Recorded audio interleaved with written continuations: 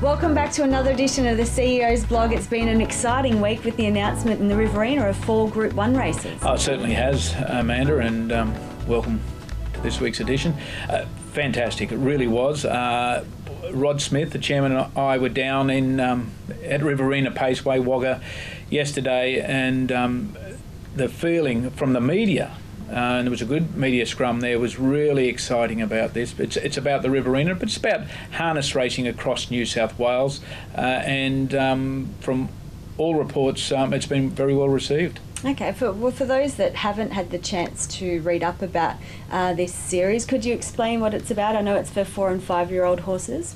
It's for 4 and 5 year old horses. It's for each sexes in those divisions, so there's be mares races in both the 4 year old division, the 5 year old, and for the entires and geldings in the 4 and 5 year old. But it's about creating carnivals, as Rod has clearly articulated, in the regional towns. We have Bathurst, the Gold Crown Carnival is well established, well attended, and now we've got this new facility in the Riverina, so we've created a carnival for April 2020, and it'll be good for the local economy, it'll be good for harness racing in that region that they've got Group 1 races. Okay, and also the addition of the Newcastle Mile going to Group 1 status, making it the only Group 1 race in the Hunter region. Yeah, that's right, and it's not about throwing a challenge out to the other codes. It's about what we need to do for harness racing, and our strategy is build from the bottom, which we have with the prize money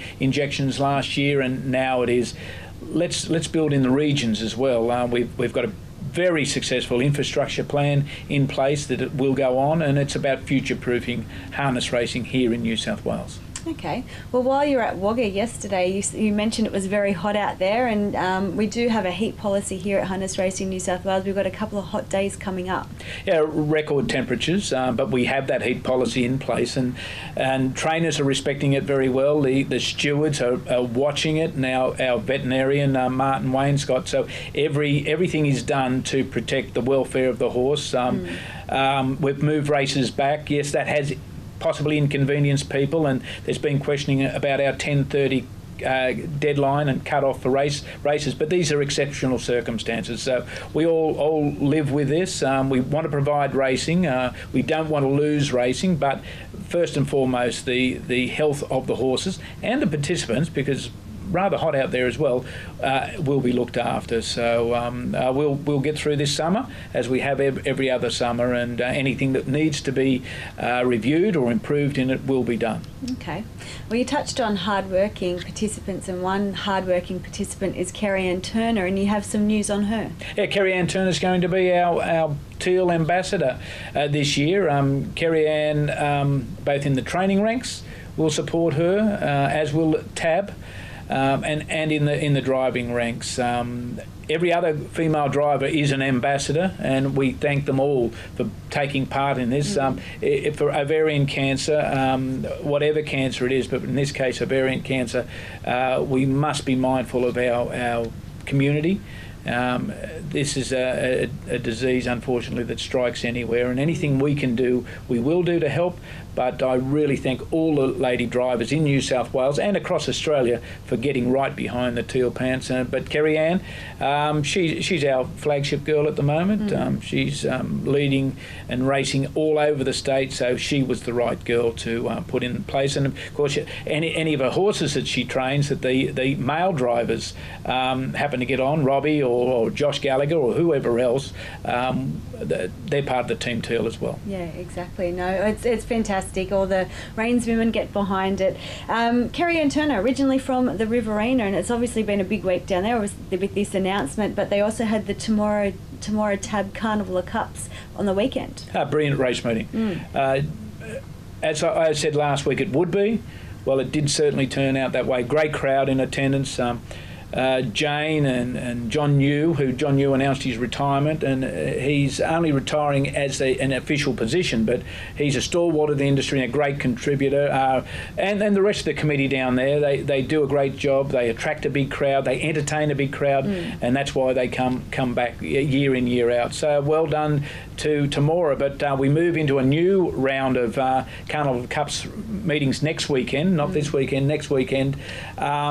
And I must say that the closing times for these meetings, we will send text messages out to trainers to make sure they know when the closing times are. They are slightly different to what we normally experience, but we want to maximise fields. We want to give every trainer and owner an opportunity to place their horses where they can get a run. So just watch those texts that come out next week. But we've got Goulburn, we've got Tamworth. Yeah, Tamworth next Thursday. Yeah, that's Tamworth. Yeah. But they Goulburn, Junee. We've got Leeton Breeders' Plate in there as well. Yeah. So Carnival Cup Parks. Yeah, it's part of it. It's Australia Day meeting, traditional meeting. Carnival Cups take precedent, but Breeders' Plate's got to be in there as well. So Goulburn, Junee and Leeton will all close on the one day. So that's important that trainers know that and use the facilities there as the comment box. Nominate in two places if you need to, but let the handicappers know through that comment box where you want to be, your first preference anyway. Okay. It's also been a sad week, John. We've had a few passings in the state. Firstly, Stan Bond. Yeah, Stan Bond, a real character of the sport. Not been involved in more recent years, but age sort of created that. But he was the king of Katoomba. Moved to Menangle Park. Just a wonderful guy, and I know National Trot Guide will be doing next week a bit of a cover on Stan, the colourful life of Stan Bond. So it's sad for Vicky, his daughter, and Bronco de Jura, son-in-law, that Stan has passed on, but an admirable contributor to this great sport of ours. And also the sad passing of Bobby Clark. Yeah, Bobby Clark, he was an interesting character, and probably not somebody with a great deal of success, but a person that loved the sport and wanted to be in the sport. Just something that I suppose I can say now, something that I only just found out, by the way. Bobby in the later years was having trouble sitting in the sulky. So I'd often wonder why he was fully kitted up with a coat and his vest and his helmet and everything. He actually had some sort of a device to hold him in the gig. So the things people go to, not compliant, of course, but still that was Bobby. Want to be involved. Yeah, but he wanted to be involved. Yeah. You're right, and just a nice guy, a really nice guy. Yeah. Well, on that note as well, Colin Varco passed away. Yeah, Colin Varco, more renowned as a breeder, member of quite a few clubs. The principal club, I know he was a member there. To his son Jamie and the rest of the family, our condolences go out to him. Colin was a breeder and a very a good breeder of horses. He produced some, well, him and the family produced some great winners over the years. But it's sad. Age has caught those three gentlemen, and we pass our due respects. We do. Okay, John, I think that wraps up this edition of the blog, unless you've got something else to add. Nothing, but there'll be more next week. Yeah. Looking forward to that long weekend of racing.